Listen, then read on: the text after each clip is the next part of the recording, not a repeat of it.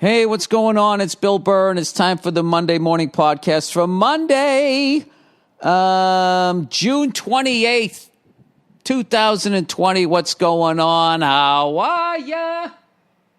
How you doing? How is your life going? Mine ain't going so good today. Jesus Christ. You know, over the last, 3 months, I knew I was putting on weight, and I kept saying, step on the scale to see where you're at. And I'm like, I don't want to see that number. The dumb thing, that's the stupidest thing you can do, and I knew it. I knew it was a dumb thing to do. You know, and I'd go on a hike here, or I'd go do a little walk some stairs there. But every day I was stuffing my fat, freckled face. I stepped on the fucking scale. 189. And that's only because I ate a cheeseburger that just sat in my stomach like lead at like 3:30 the day before, and I hadn't eaten in like 12 hours. So I was probably like $1.91. Oh, my God. What am I doing? So my fighting weight is 171. So I got like 20 pounds I got to lose. The people around me aren't helping me. You go, really? You know, you look fine to me. You look great. It's like, stop saying that. Say it again. I'll take my shirt off, and then you fucking say it. Say that again with a fucking believable look on your face.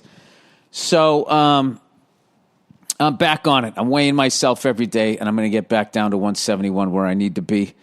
It's always fun the first day when you eat well and you work out, you know, because you immediately drop like a pound or two, which is what happened this morning. I might have just been dehydrated or whatever.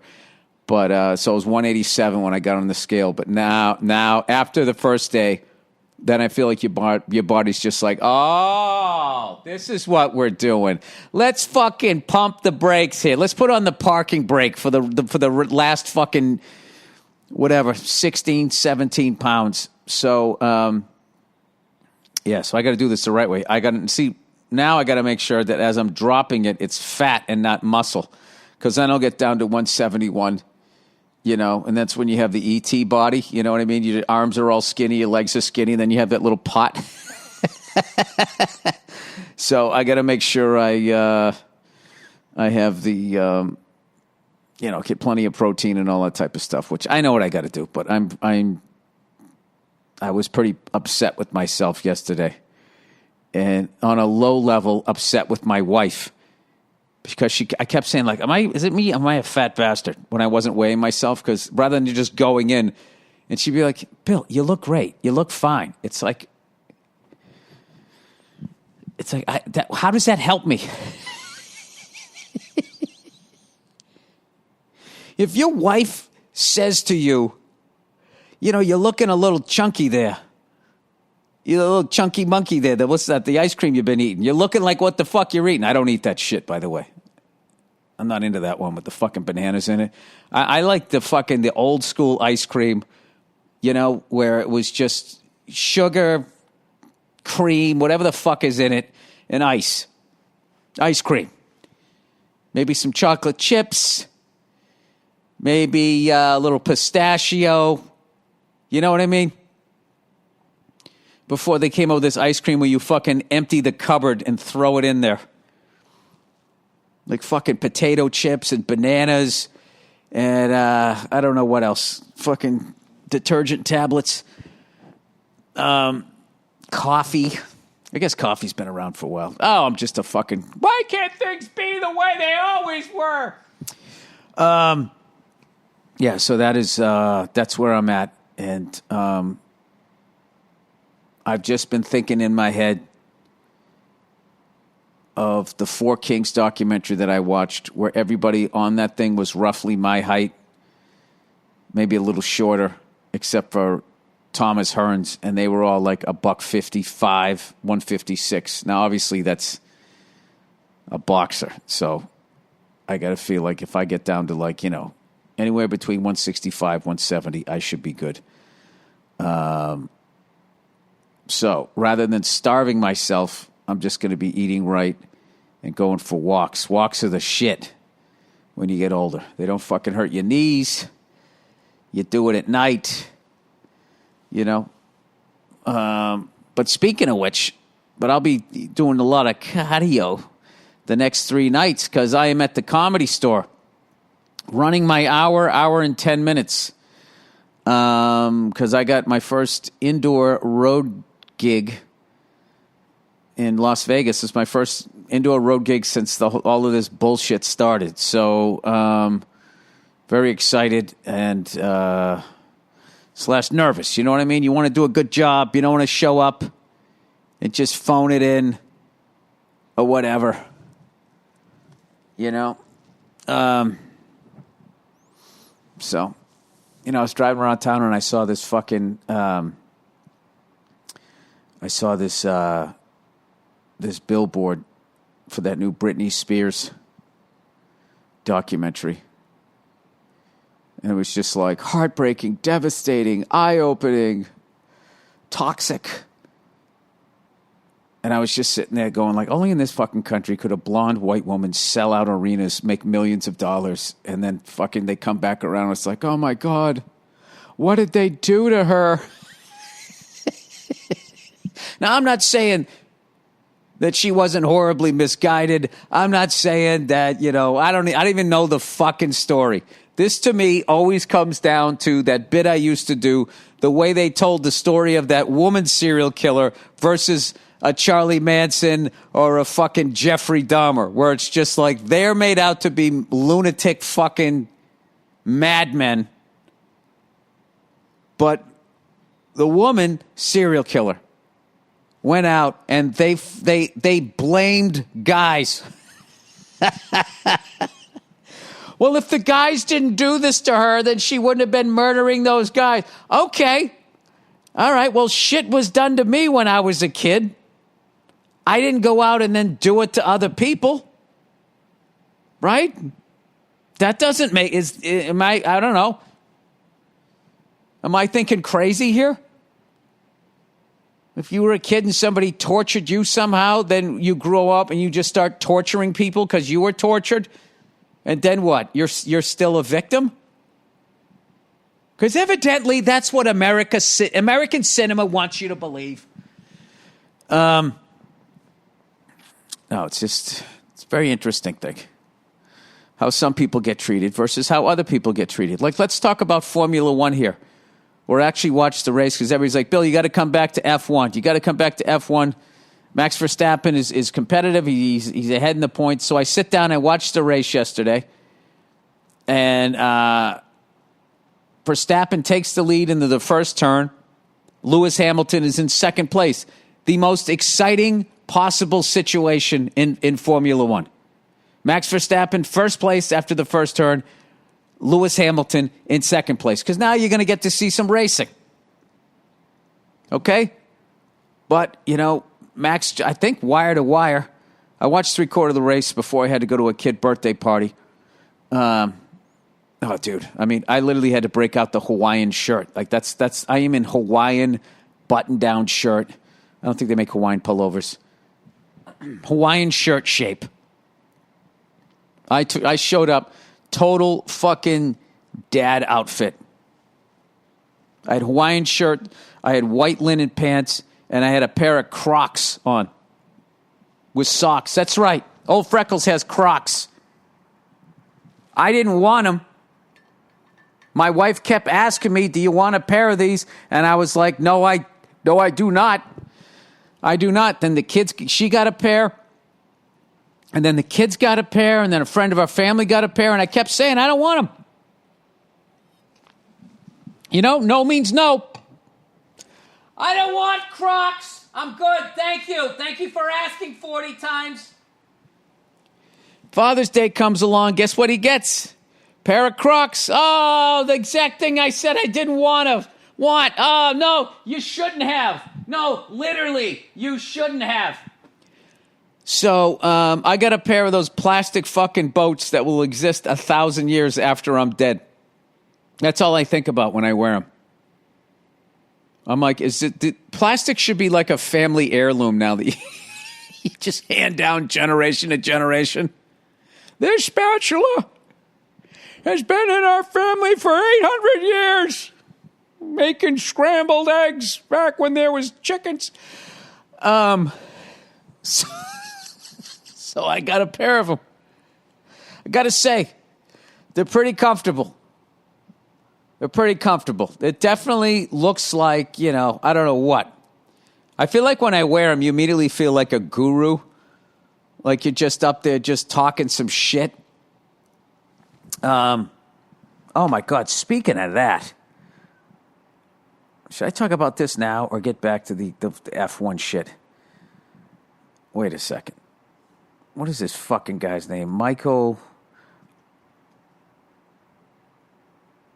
Oh, man, I forget the guy's fucking name. God damn it. I was watching this thing on, my wife likes watching these fucking Dateline NBC shows. I literally think SNL did a sketch about how women like to watch, like, these murder shows, right? And she explained it to me. She goes, well, as a woman, you feel like you're not as strong, so you try to watch them and try to figure out what you would do in that situation. And I'm like, all right, that was a good answer. I don't know if I believe it, but, it's a good answer. So she put on Dateline NBC, and this show was funny. She ended up falling asleep, and I watched it to the end because this guy was such a piece of shit. I had to see him get caught. This guy went to USC or UCLA, and I guess was a really good doctor, and he decided to open one of those nose, ears, and throat. One of those guys, doctors, and he picked a town in Indiana that has a bunch of factories with horrible pollution.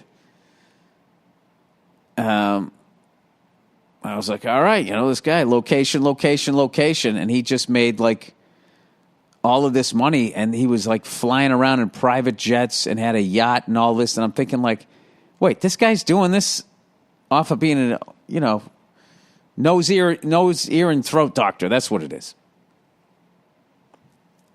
The fuck's he making all of this money? And then he had all his state-of-the-art equipment, and he was doing 30-something surgeries a week. It was fucking insane. And what he was doing was if you just came in, it didn't matter what your fucking problem was. He just said you needed sinus surgery, and he would just go in there, and maybe he would do something, maybe he wouldn't. He would just fiddle around inside your nose. You'd be done in a half an hour. He'd have no follow-up, and he'd give you a little saline solution, and that was it. And one woman came in. She clearly had throat cancer, and he ignored it. And, she was a heavy smoker, so that was on her, but, he could have helped her be diagnosed early on, which led to this horrible quality of life or whatever. Another one was this little girl who had ended up having a brain tumor. But because this fucking asshole went in there and did surgery, all this scar tissue, which I don't understand why they can't get through it, they could only get 10% of it. Fortunately, the kid lived. By the end of it, I'm like, they should fucking hang this guy by his fucking toes. Blah, blah, blah, blah, blah. So he goes on vacation, abandons his wife, and just fucking, is a fugitive, right? They end up catching the fucking guy 5 years later. He has all of these lawsuits. He's been stripped of his medical license and all of that shit. And in the end of all of this, okay, guess what this guy gets? The first thing, they were going to give him 2 years. 2 years. It's just that classic fucking thing where, white-collar crime. It's fucking ridiculous. So the doctor, the lawyer, whatever, they end up getting this guy, and I think he ended up getting 7 years.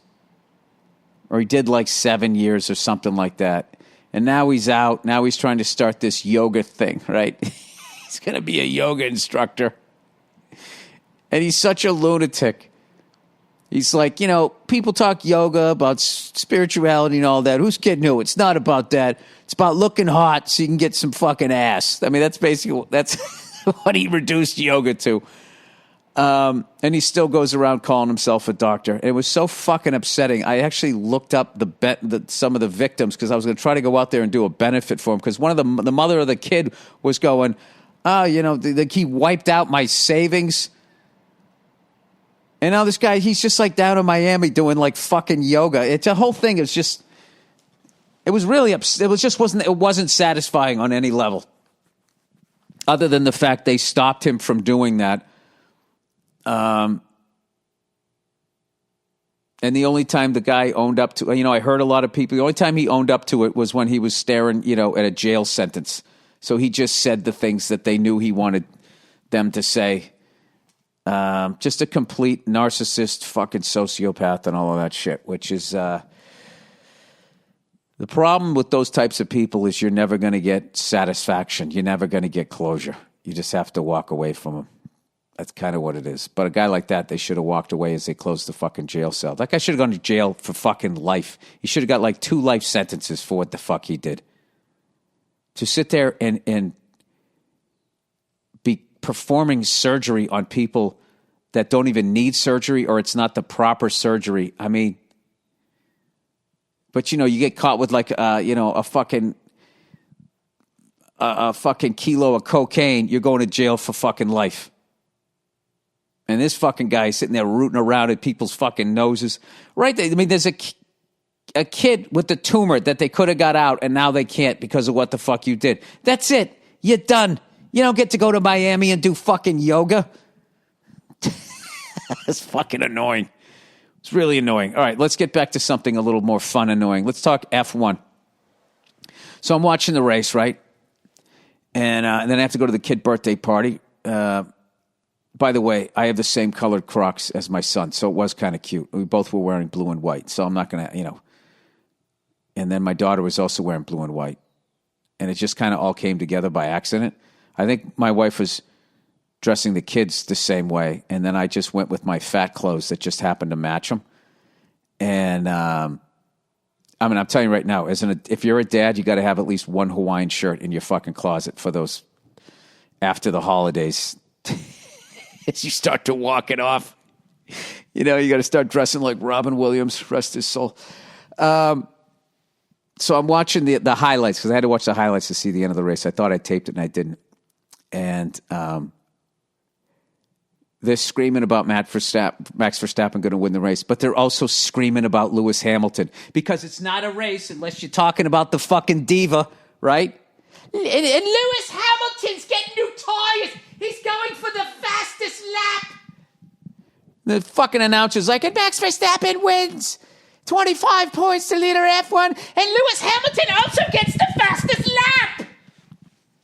What would they be doing if they weren't blowing that guy? Even if he doesn't win, he got an extra point. It's just fun. I remember, it's my number one fucking problem. I have the same problem I have with F1 I have with the fucking NBA. It's just like, I don't know. If somebody wins, they're the fucking winner. Talk about them. It's like a long time ago when the Red Sox fucking won a World Series. ESPN, Red Sox win the World Series, the whole fucking thing. And then they go, reaction in the Bronx. Like, why do we have to sit here and listen to their they didn't win. They're not champions. Why are you talking about them? Why are you talking about Lewis Hamilton? He didn't fucking win. He is not the leader right now. Drives me up the fucking wall. I remember a couple of years ago when I was starting to be like, you know what? Fuck Formula One. I'm not watching this shit anymore. This is a Lewis Hamilton reality show. I remember he had a shitty qualifying. Something happened to his car, and God forbid he was in like 3rd or 4th position. And he pulls into the garage, and he just sat in his car with his head down, with his helmet on, and they just sat there talking about how upset he was. They were like, fucking whoever the fuck got the, Daniel Ricciardo gets the pole. But look how upset Lewis, he's devastated. Oh my God, his heart breaks. He just wants to win. It's like, dude, he drives for Mercedes. I'm not saying he's not the best driver, okay? But there's a bunch of drivers that would be beating his ass every fucking week if he didn't drive for fucking Mercedes and had a different fucking car. All right? Max Verstappen won the race. Shut the fuck up about this fucking jerk-off who gets one goddamn point. And I shouldn't even be upset with him because he's not the one doing it. So my apology to Lewis Hamilton. I shouldn't have said that. The fucking jerk-off who was saying that is the jerk-off. But I guess they added that to make it like an exciting thing. It's sort of like the three-pointer. It's like the technical foul shot of Formula One where you get an extra point. That could add up. That could pay dividends. I can't believe it. The best driver who drives for the team with the most money and the best equipment just had the fastest lap. That's just as exciting as the person with a lesser team with lesser equipment that actually beat this diva cunt. Equal level of excitement. That's what's wrong with sports.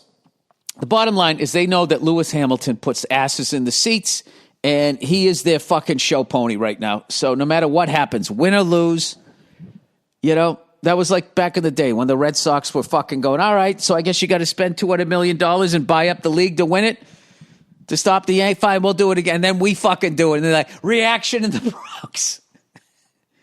Sorry, Boston. New York's just a bigger TV market. We have to keep this Hatfield and McCoy thing. Let me guess. Were they not happy in the Bronx? I mean, the only story there would be if they were kind of like okay with it / happy. That would actually maybe be an interesting story. But if they're not happy with it and they're now going to try to do things to their team to try and beat us the next year is kind of exactly what you'd think they would be doing.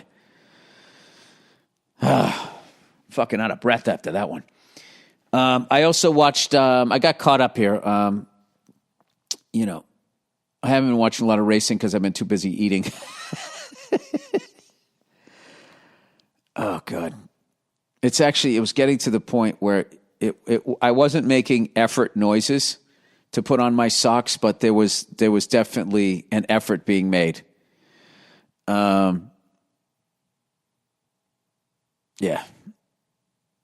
When you got to start putting your leg up onto something to get your socks on, like trying to figure out a different way to fold yourself in half. I wonder if people whose psoas is so flexible, they can actually get way fatter because when they get to that point where they can't go forward, they can actually go the other way, bend over backwards, and then put it on. I was just looking at my notes from last night because I don't have a lot of time today. I have F1, Max Verstappen, Lewis Hamilton gets fastest lap.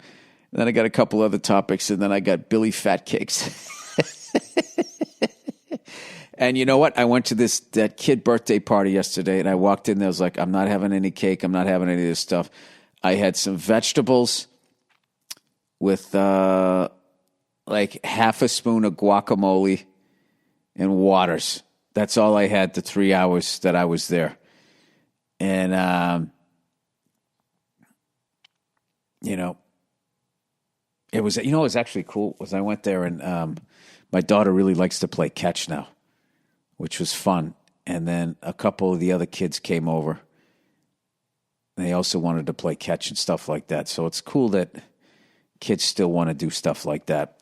So I was kind of having a blast doing that. And oh my God, dude, these kids are so freaking smart now. So I was playing catch with my daughter with this little, sort of squishy ball. And then this kid comes over. It's his ball. And he's all upset that we're playing catch with it. I'm like, what's the matter? He goes, that's not a ball. That's a planet. And I was like, what? He goes, it's not a ball. It's a planet. And he goes, look. And on the side of the ball, Uranus was written on it. And I was like, oh, my God. And I had tried to explain it to my daughter. She's going, Dad, it's a ball. And I'm like, well, I mean, it is a ball, but it says Uranus on it now. So now it's like a planet. And I go over there. I go, there's a ball. That one right there is just a ball. It was actually a little ball that was supposed to be like a bowling ball. But it was like the size of like like a big tennis ball. So she's all like, no, I want to play with the other one. And the other kid's going, it's not a ball. It's a planet. It became like this thing, And then we finally, we all got past it because at some point, the really smart kid just goes, all right. He goes, it's a ball, not a planet. He kind of saw that it was an upsetting thing. The kid was like so smart. It was ridiculous. Like he came over. He was 100% right. He argued his position, and then when he realized it was upsetting people, he understood that it wasn't worth it. This was this kid's 4-year-old birthday party. I was like, I don't know what that kid's going to do in life, but he's going to be good at it. So then, anyway, I was playing with the other kids or whatever, and, they're at this great age. They're all about, like, in the parent circle that I'm in. Everybody, all the kids are like 3 and 4 years old, and the kids are hilarious. So at every party, there's always like the kid that's just grabbing toys. So it was this one kid she was just grabbing the toys. They don't fucking know. They don't know, right? It's just an aggressive personality, more aggressive personality who doesn't know social rules yet, right? So this kid does it a couple times. I was just going, hey, you got to ask first. You got to ask first, right? So the kid does it again, takes this little puppet away from this other kid. I finally just said, hey, give that back, okay? You can't go around taking clothes. You can't go around taking the puppet away from toys away from the other kids. And the kid that got the puppet taken away from her, when I go, you shouldn't don't take toys away from other kids. The other kid who got the toy taken away turned around and looked at me and said, I know you're not talking to me. And I was just like, oh, shit, I wasn't. I was on your side. And then the other kid who was taking the toys was just staring daggers at me. Like, you don't tell me what to do. It was look, like, who the fuck are you to be telling me what to do? So I'm trying to fucking hold my stare. I looked away like 3 times because I didn't know what to do. It's like, I don't want to get into a hostile situation with you, but you kind of have to understand you can't be doing this. There was a lot of shit going on at that party yesterday, but it was a lot of fun. And the kids were awesome. But I'll tell you right now, that kid that was taking the toys, the look that she was giving me, that is a ice hockey team captain if I ever saw one. She had fucking Mark Messier, we will win against New Jersey look on her face. Was not appreciating a bald, fat orange man telling her what she can and can't do. I can tell you that. All right. So anyway, I watched Marquez win his first race since he came back from the broken humerus. He's another guy. It's funny. I actually root against him just because, I'm not going to just take up a new sport and root for Lewis Hamilton. The guy's the best driver there is, so, am I going to jump on the bandwagon like a fucking free agent? I'm not doing that, so I got to root against these guys. So I root against Marc Marquez, but not in like a, But MotoGP's fun because there's actually like passing and that type of stuff, and it's been like real competitive. I got a few races behind, so I am excited for that. Now I feel bad. I probably went too fucking hard on the announcers on F1, but it's just like, can you give Max Verstappen his fucking due? Jesus Christ. He just got 25 points. You're screaming just as loud for a guy who got 1 extra point that drives for the team that has the most fucking money. Oh, gee, he just got a new set of tires. Really? Did he, and on a Mercedes. Did he get the fastest lap? Holy shit. Who would have thunk it? All right. I went to the Suns game. Game 3. Against the Clippers. Sort of an ugly game. Like the Suns only shot like 40% for the game. And but the Clippers in the first half were not shooting much better. But then they went on a run in the second half. The place was going nuts. So it was a really fun game to go to. And, but it was that typical NBA experience where just every time there was a stoppage of play, there was some sort of activity that they had you watch. And I really felt that it took away from the drama of the game. Like, we were never solidified as a crowd because what happens with the crowd is they're watching something and they're all taking the same emotional ride. All right? And everybody has a different reaction to it. But overall, there becomes a vibe in the crowd. And everybody's on the edge of their seat. But, like, there were, like, these really dramatic moments that were happening. Like, oh, the Clippers going to pull away. They're down 2-0. There's such an important game for them to win. And then all of a sudden, you're just looking at the Jumbotron, watching people lip sync Journey, Don't Stop Believing.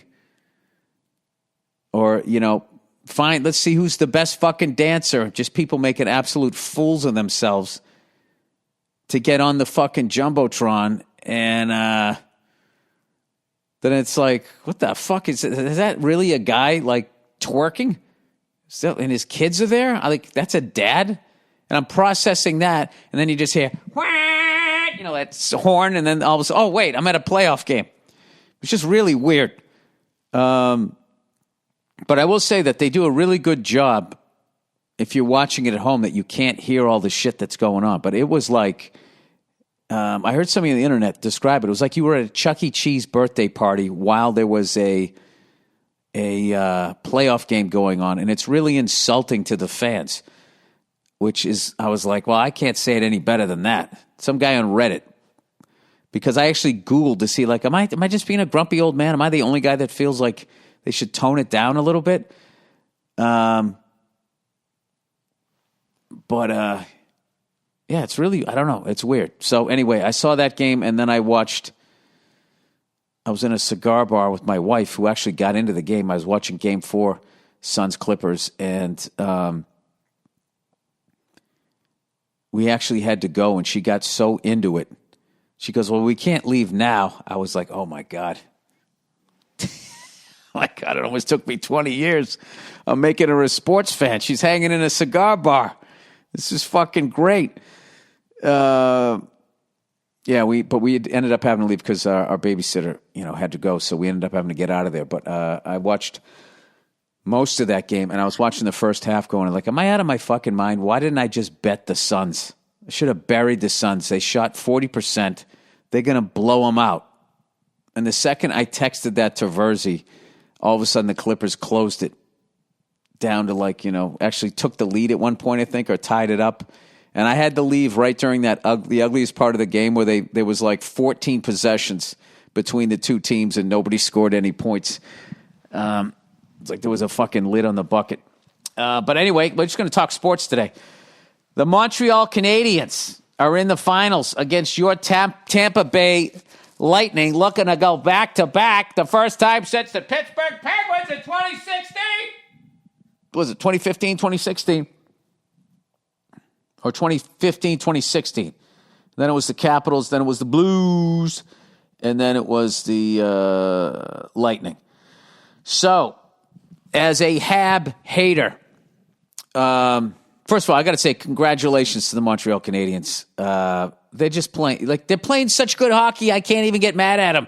They're actually fun to watch. As a Bruins fan, who took all kinds of shit from those fucking, pseudo-Frenchies up there for the first, I don't know how many years of my life, I got to be honest with you. I was hoping that the Islanders were going to win because I feel like they're a better matchup with the Canadiens, where the Canadiens they keep playing teams like Tampa, like these offensive, juggernauts. They got, an ability to score and all of that shit. And they know how to shut down scoring teams. And the Islanders were built the same way as the Canadiens, and they just ended up finally running into a team that they couldn't stop. So they weren't quite as good, but I thought it was going to be way more interesting to try and to watch the Canadiens kind of play a version of themselves to, forechecking teams. Okay, you're going to take away our top two lines, we're going to take away your top two lines. You got a hot goaltender, so do we. Kind of see boxer against boxer, where I feel like the Canadiens, it's been, boxer versus brawler. And that's what I feel like it's going to be here again. And I hate to say this, but I think the Canadiens not only going to win, I think they're going to win in 6. I just, defense wins championships, and nobody's doing it better than the Canadiens. And I'm just going to say it was so much fun to watch the Canadiens go through this 28-year drought. But I'm not going to lie. If I had to put my money down, that's what I think is going to happen. Now, if you're a Tampa Bay Lightning fan, you have to understand that I have been wrong about everything. And also know that I'm not deliberately picking the Canadiens just to try and jinx them. I'm not. It's just like, this is like this the Vancouver, I keep calling Vancouver. The Vegas Knights presented the exact same problem that Tampa presents. The exact same that Toronto presented. A high-scoring, offensive power. I don't know how high-scoring the Vegas was, but they know how to shut down a team like this. And what I have found is that the offensive power doesn't know how to, do to the other team what they're doing, what's being done to them. It's weird, but that's how it is. So we shall see. That's my prediction. Canadiens in 6. Oh, God, that fucking kills me to say that. It's depressing. What's a good cure for depression? Oh, let's read out loud. This is always good to make you laugh. Laughing's good for the soul. All right, Butcher Box, everybody. Are you itching for the outdoors? It's grilling season, baby. Get ready. It's grilling season. Yeah, baby. Get ready for that summer cookout. You know what will happen, so just prepare for it. Not everyone has convenient access to high-quality meat. Luckily, today's sponsor, ButcherBox, believes everyone deserves high-quality, humanely sourced meat. ButcherBox couldn't be easier. Just sign up, select your box, and ship it right to your door every month. And new members will get free bacon for life when they sign up. Who does not love free bacon? Every month, ButcherBox ships a curated selection of high-quality meat right to my home, stockpiling some of it for the next fucking pandemic. Got to get yourself a meat freezer. That's a weird thing to buy when you're married. Big meat freezer. What is that for? Relax, it's just to feed the family. Okay. Especially if they watch like Dateline murder shows every fucking night. All right, every month, ButcherBox ships a curated selection of high-quality meat right to my home. All meat is free of antibiotics and added hormones. Can't put a price on that. Each box has 9 to 11 pounds of meat, ladies, each enough for 24-hour individual meals. 24 individual meals, not 24-hour. Packed fresh, shipped frozen, vacuum sealed, so it stays that way. ButcherBox is a no-brainer. Options like 100% grass-fed and finished beef, free-range or organic chicken. Look at them go! Heritage breed pork, my favorite, and wild caught Alaskan salmon. You don't know what they're going to do. And sugar/nitrate-free bacon. It's the way meat should be. All right? Making meat great again.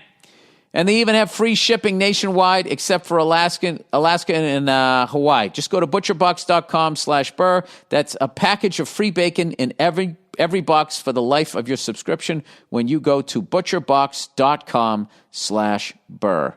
Oh, look who it is, everybody. It's Helix. Not being able to sleep because of today's politics, pandemics, your love life, any other drama you talk about in your show? I don't want to get into the drama why I couldn't sleep. No self-worth. Helix Sleep has a quiz that takes just 2 minutes to complete and matches your body type and sleep preference to the perfect mattress for you.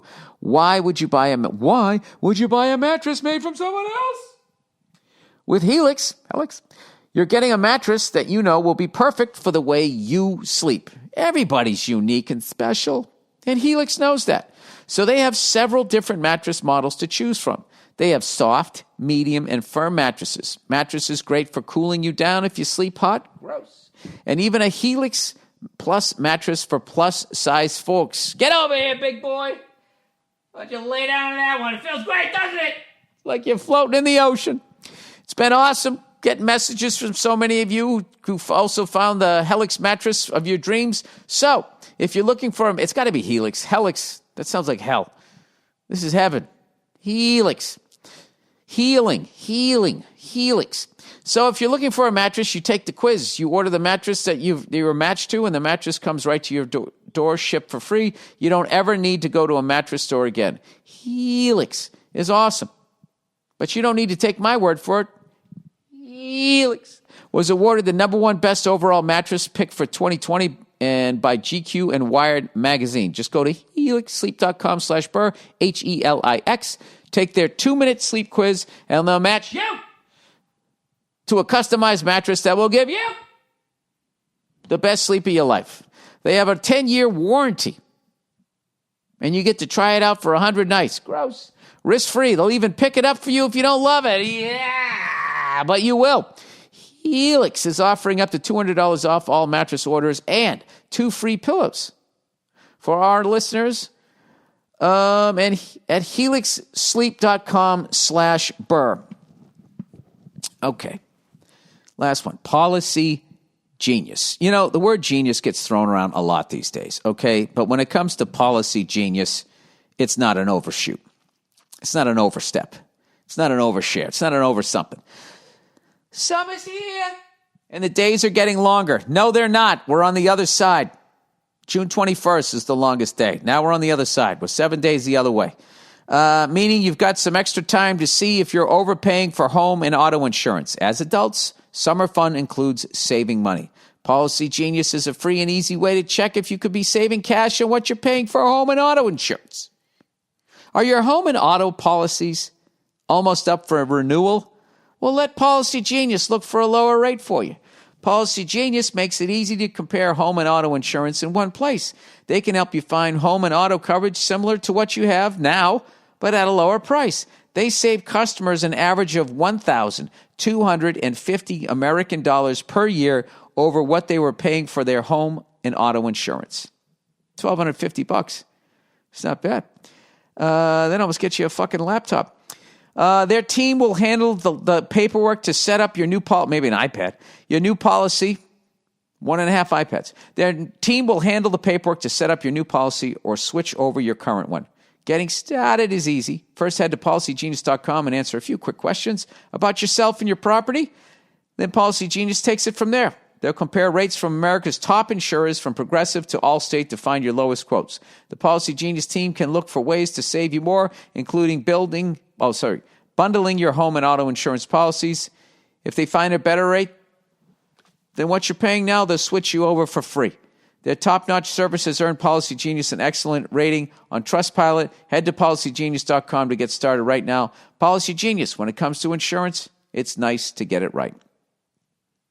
All right, here we go. Oh, look who it is, everybody. It's the listeners. It's the listeners, and they got some questions for you. Okay, Father's Day gripe. Hey there, Billy Pasteface. More like Billy Pastry Face. I would like to vent about the vast inequities I experienced between Mother's Day for my wife and Father's Day for me. Oh, I knew this would get people going. On Mother's Day, my wife sleeps in, mine does too, and eventually wakes up to me handing her a cup of freshly brewed coffee in bed. When she eventually gets up and walks out of our bedroom, she'll notice fresh flowers in a vase, breakfast prepared, and a greeting card on the kitchen counter. Dude, you're crushing it. I cook for her, her mother, and her sister later that day. Point is, I work my ass off throughout that day to make these women feel special. Now, my Father's Day experience. She slept in. I made my own coffee. I fed myself. Nobody planned any party or get-together for us dads in the family. No card, no present. Dads like to fire up the grills, so I cooked for my family that evening, and we watched the Hawks beat the choking Sixers. I like cooking, so it's no big deal, but I just find it funny that we have to shower women with attention and acknowledgement, but that is not returned to us on our special day. I'm good to my wife and kids, so every day is Father's Day, the way I experience life. The whole holiday thing is bullshit anyways. Look at that. In the end, he's just like, it's all bullshit anyway. Yeah, dude, it's I don't know that will ever happen. I was going to say, at some point they'll maybe realize. The only way they realize that shit is if you do what I did between Mother's Day and Father's Day, you got to keep hammering them that your day is going to be just as special as their day so they don't forget. You know? Because if you don't, it's going to be a 8 to noon thing, and then that's going to be over. Dude, my Father's Day, there was a fucking event. There was a birthday party for one of her girlfriends that was planned on Father's Day. So we had to go to that. That was my Father's Day. I'm not saying it was a bad event. I love those people. I love her girlfriend. They're all fucking great people. But it's like, I just don't see a world where, like, you know, if I planned a birthday party for, like, you know, one of my buddies and it landed on Mother's Day, it's like that is being rescheduled without a fucking doubt. Without a doubt, it's being rescheduled. I mean, it's still a great party and everything. I'm just saying. So anyway, yeah, that's just it's kind of how it is. And we always do, generally speaking, a great thing for them on Mother's Day, but I don't feel that it's necessarily done 100% out of love. It's also done out of self-preservation and fear, because you know that if they don't feel special, then, you know, you're going to have to deal with the emotional ramifications of that for anywhere from 3 days to they might never get over it. And it's be something that they bring up in arguments forever. So, yeah, preaching to the choir. But just know this. At the end of the day, you're a man, so you won. Okay? You're not as complex as them, so you can actually enjoy life, and you can kind of sustain a certain level of happiness and a certain level of satisfaction. You know, because you're too dumb to know that you should be upset. There's a genius to our stupidity. They're too smart to be happy. That's my theory. Anyway, I don't know. They're just theories. Anyway, okay. F1. All right, Billy runs with fire in his pants. I don't know what that means. I have a simple message. Watch F1, you cunt. I know you enjoy motorsports and get really excited whenever you mention F1, but you haven't talked about the recent F1 races, which, spoilers, have been incredible. France happened this weekend, and that was an incredibly satisfying race. Baku happened 2 weeks ago, and that was probably one of the best races of this decade, an instant classic. Fuck, I missed. I can go back and watch them on their website. Get this. Due to new regulations, Red Bull is leading the Constructors' Championship, and Max Verstappen is leading the Drivers' Championship with Lewis Hamilton close behind. This is the season we've been waiting for. Yes, it is. Shut the fuck up about hockey and watch this shit for $10 a month. Well, the thing about hockey is every season is the fucking season you're waiting for. It's hockey. It's fucking great. Maybe F1 should run their fucking business a little more like the NHL does. Anyways, for $10 a month on F1 TV Pro, this is not an ad. I tried to get into MotoGP, but that subscription is $40 a month. Not worth it, but F1 is. No. I draw the line there.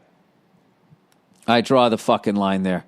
Dude, all of that shit that you're talking about, the best race, I'll watch that race, and I guarantee you there was 3 races last year. Dude, the Marquez versus Andres Dovizioso battles. There's been like 3 or 4 of those races where they passed each other 3 to 4 times on the final fucking lap. And that happened like 2 or 3 times a fucking season. Okay?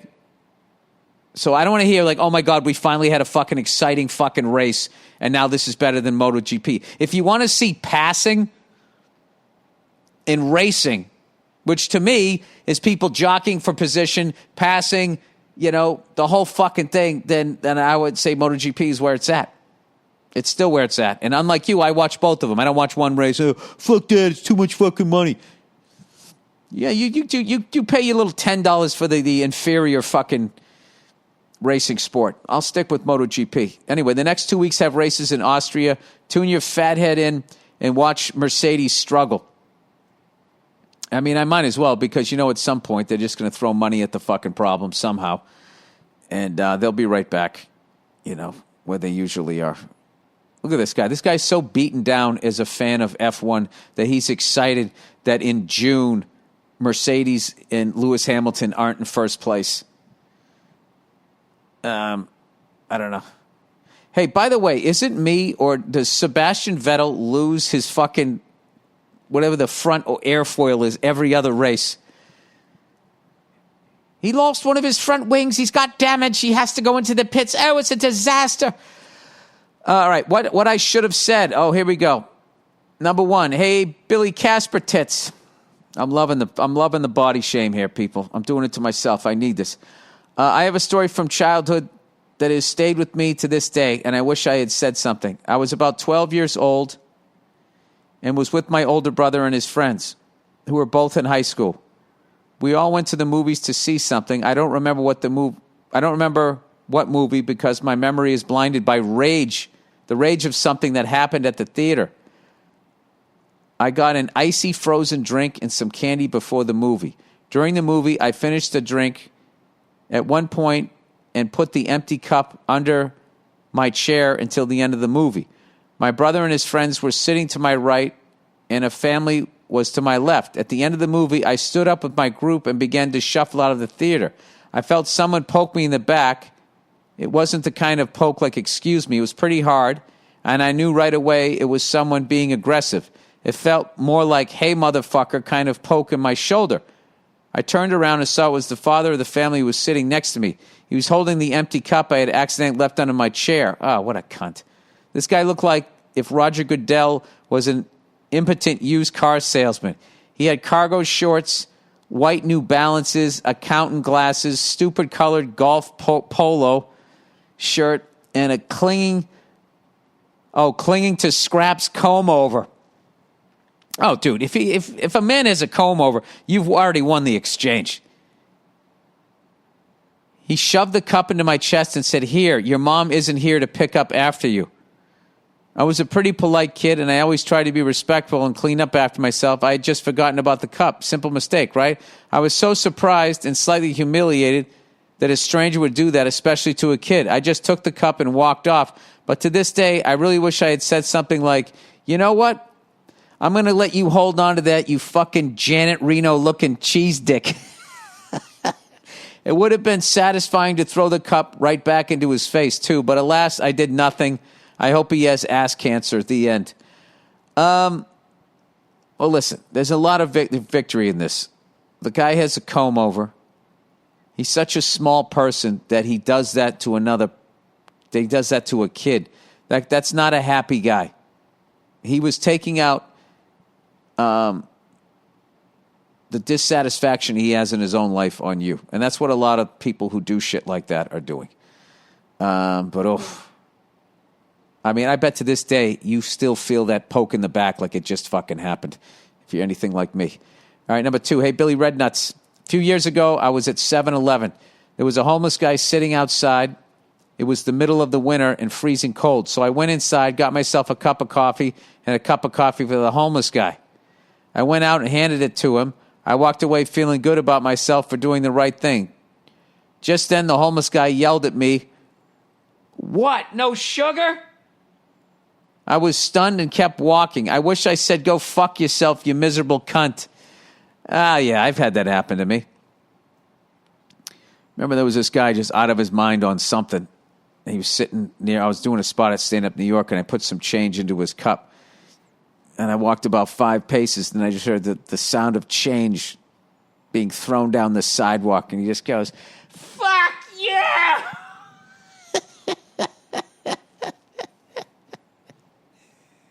I think he yelled "fuck you" as he threw the change back at me. But he was also, fucking out of his mind on whatever he was on, so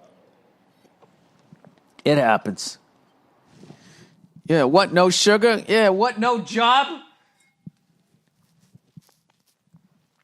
Only people inside get sugar. Become a productive member of society, then you get a little treat in your coffee. All of that shit comes to you. But at the end of the day, dude, it's a homeless person. Could be somebody with mental issues because they've shut down all the nut houses and they have a hot cup of coffee in their hand. You don't want to stir them up. You wait till you get in your car and then roll down the passenger window as you drive by, yell some shit, but you're driving so fast because you're a coward. All you hear is, "Fuck you!" That's how it's done. All right. Oh God, this person used a word I don't even know how to say it. Pronunciation. Here we Banal. Hello, Banal Bill. Bana. Jesus Christ. Banal. Pronunciation. There we go. Let's all learn something, shall we? Come on. Banal. The fuck does it mean? That doesn't sound like something good. Lacking originality, freshness, or novelty. Trite. All right. Hello, Banal Bill. That's you know what? This is the most educated way I've ever been called a hack. I don't disagree. All right. The past year was my first year of college. So during the pandemic, my school had very strict rules about how many people you can have in your room. One night, me and my two roommates decided to play some beer pong. About 5 minutes into playing, a campus officer walks into our room without knocking. Whoa. This asshole cop walked in like he was about to make a drug bust. Instantly, he starts to opening drawers and cabinets. Then he says, "Open up the fridge, buddy." I responded with, "Do you have the right to search my fridge?" The cop says, "Are you a first-year law student or something?" I still lay awake thinking about things I could have responded with. "No, I'm not, but you're definitely not, you fucking rent-a-cop. You're not even a real cop." I should have said something, "Are you a first-year rent-a-cop or something?" That's even better. Thanks for the laugh, Bills. Hey, dude, the next time somebody just comes walking in like that, you have every right to say, you can't say fuck, though, because then they'll get you on that. Get back outside and knock, or I'm going to report you.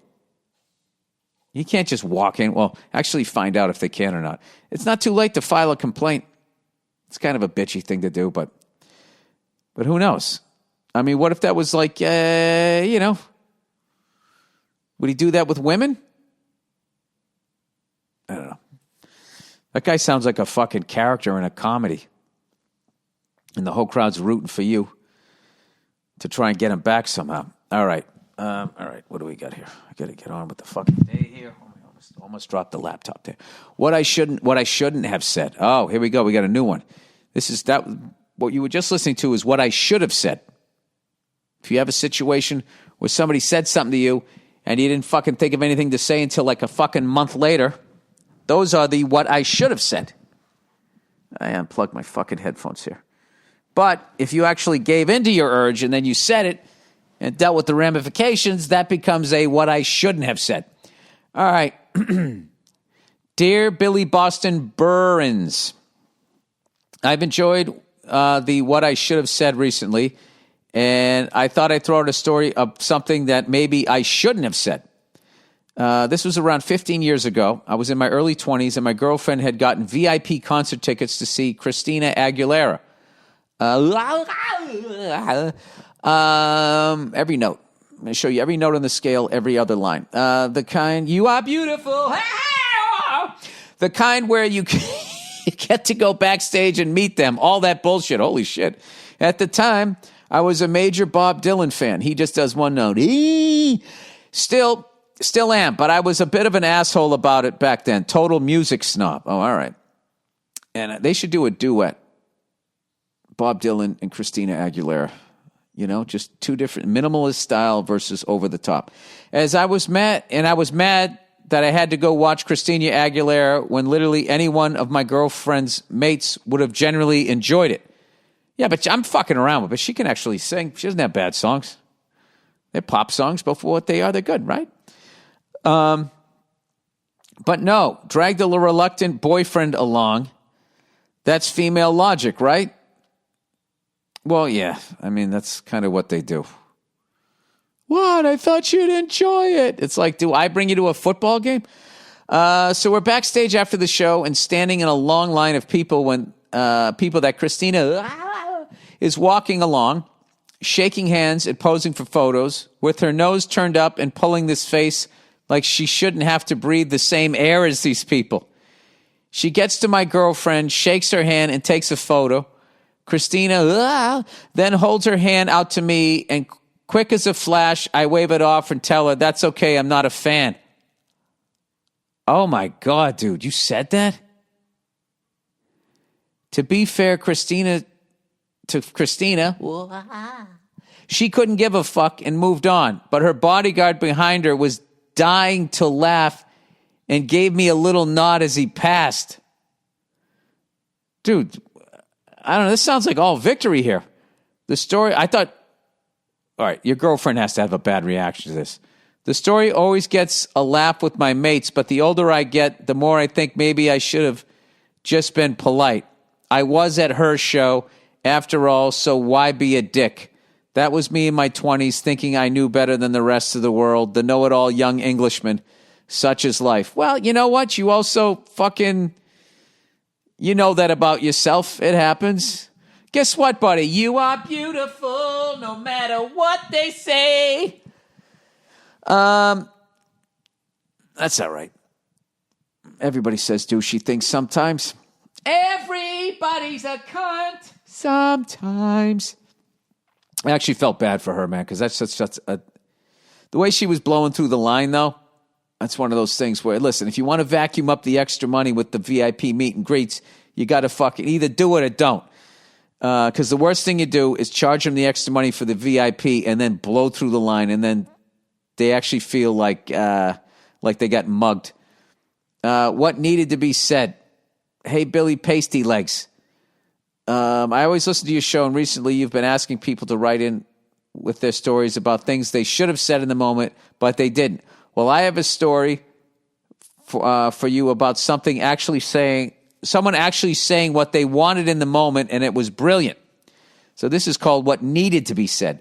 In high school, my friend and I all had the same geography class. I don't know why these stories are so satisfying, both ways, because I have empathy for the people that didn't say what they wanted to say and have to carry it, and then I got this like, all right, for somebody, super duper, for the people who said what they wanted to say. I still love that kid from the class. Well, who the fuck asked you?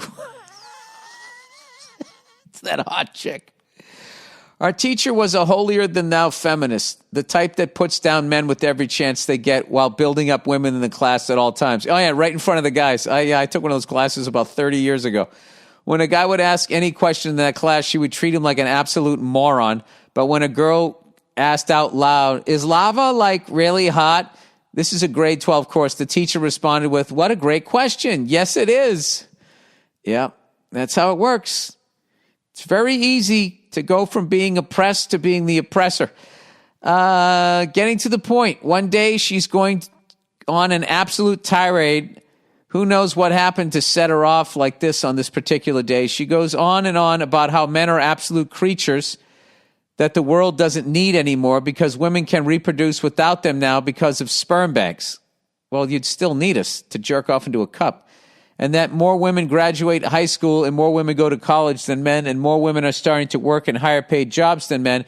And she finishes this rant with, what do me even have anymore? Oh, you fucking idiot. You didn't write it correctly. What do me even have anymore? Or what do men even have anymore? You forgot the end. Without missing a beat, the quietest guy in the back of the room goes, sports. All the guys in the class started laughing so hard, she kicked most of us out of the classroom, but me and my friends still bring that story up to this day when we're together.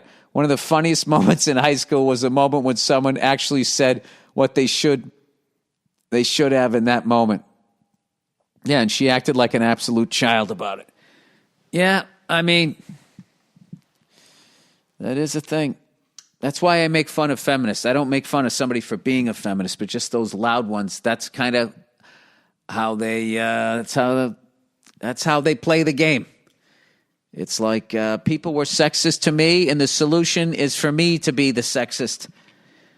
I still this latest one where they canceled somebody was so fucking ridiculous. It was like the person that got canceled was obviously in the wrong and did something wrong, but the person that he did it to, they're not the ones that canceled him. It was a bunch of bitter comics that didn't get to a comedy festival and took that moment to fucking try to take this fucking guy out not because they give a shit about black people. It's because they hate that guy because he didn't put him into a fucking comedy festival. Which in my ways, it's like, doesn't that make you just as bad as he is? It'd be one thing if you actually gave a shit and at some point actually addressed what the guy did and how that makes black people feel. Nobody did. All they did was talk about what he did to them. And then I went to audition to the festival and he said this to me. And that's what you really cared about. It's just it's so fucking stupid. The whole thing, this is such a stupid, crazy fucking time. And I'm not wrong, because you know what's funny? I got to tell you something. I went to this birthday party. All right? I went to this birthday party with my wife, and it was at a gay bar, and there was a drag show. Okay? And I went in there, and like 5 or 6 different people came up to me and I really love your comedy, got a picture, blah, blah, blah, blah, blah. Great time and everything. So as he walked out, my wife goes like, wow, man, the gay crowd in there, you know, that was really cool. They really liked you, right? And I said, yeah, do me a favor. Remember that. Remember that the next time these fucking idiots try to do that cancel thing. Just remember that is reality. And that other shit is just people just jockeying for this fucking narrative or whatever. Because if I was what a lot of people were saying to me, I am. If I went to that bar, I would have been hearing it from everybody. And instead, it was the exact opposite. And I had a great fucking time, and so did everybody else. But that's not what counts. That's not what it counts. It's not what counts. What counts with fucking, I don't know.